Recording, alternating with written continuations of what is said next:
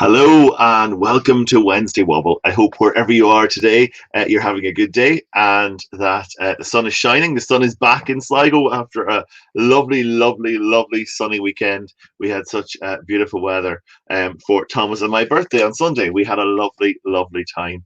So you can even see I've got a bit of colour in my skin at this stage. So we hope that wherever you are, you've had a really good weekend.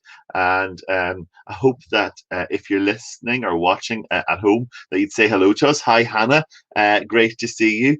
And good to see you. And you remember going for gold. We're going to be thinking about going for gold today. Well done. And Sally, good to have you along with us. Sally's in beautiful Donegal for educational purposes today.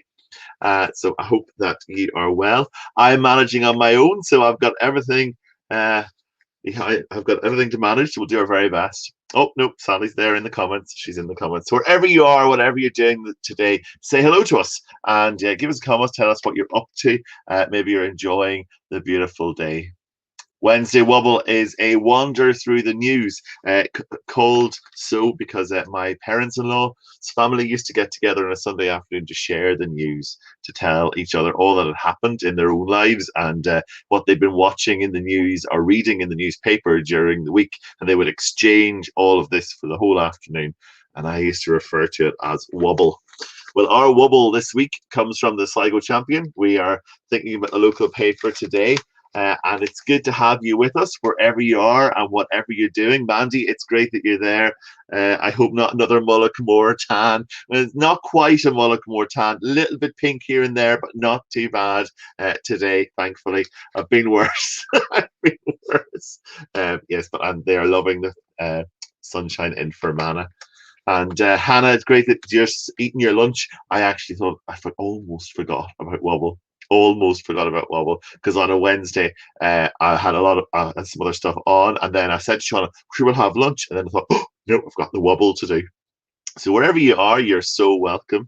Um, yes, newspaper this week. Lots of grim news, and lots of grim news, but some good news in the midst of the paper when you go a little bit further in. I asked you in the comments, did you know Going for Gold? It was an old program hosted by Henry Kelly, and I used to quite like it. But it used to be on lunchtime, around lunchtime, if you got off school, and but they were thinking about gold, and I was thinking about gold, I was thinking about gold medals, because during the week I watched something called Reeling in the Years. If you're Irish, you will know what Reeling in the Years is. And this week they were doing 2012, which was the Olympics in London.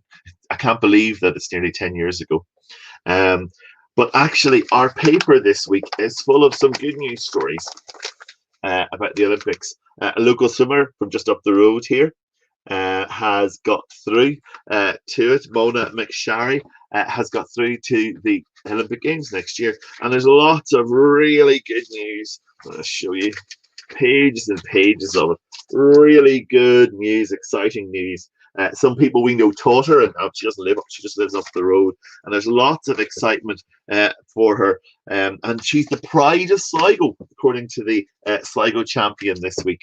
And so they're so excited. So many good news stories in this.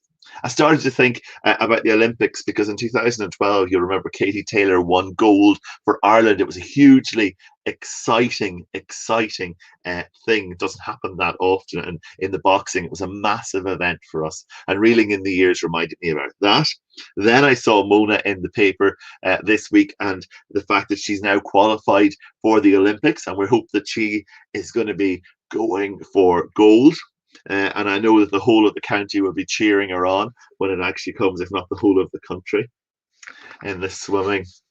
And then that got me thinking about gold, and about sometimes we think about gold as a massive thing, but it made me think about a very small amount of gold. It's in a story in Mark 12, and it's quite a well-known story. Some of you hopefully will know it, and it's often used as a thing to encourage us to give, but I wanted to take a slightly different angle.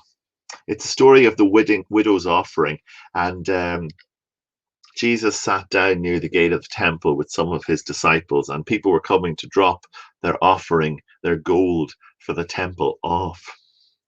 And lots of people had ostentatiously put loads of money in the box. Um, but that's not the person he remarked upon. He remarks upon the widow who just dropped two very small coins into the box. And he said this, if I can make the technology work. Can I make it work? Yes, I can. Here we go. I tell you the truth. This poor widow has given more than all the others who are making contributions, for they gave a tiny part of their surplus. But she, poor as she is, has given everything she has. It made me think for a little while about the things that Jesus values.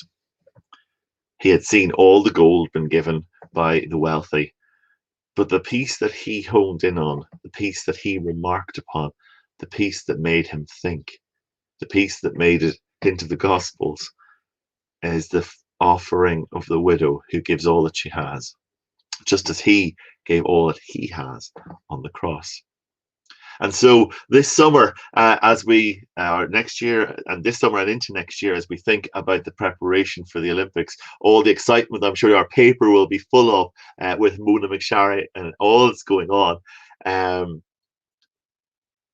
But actually, whilst we go for gold, we remember that Jesus values the small.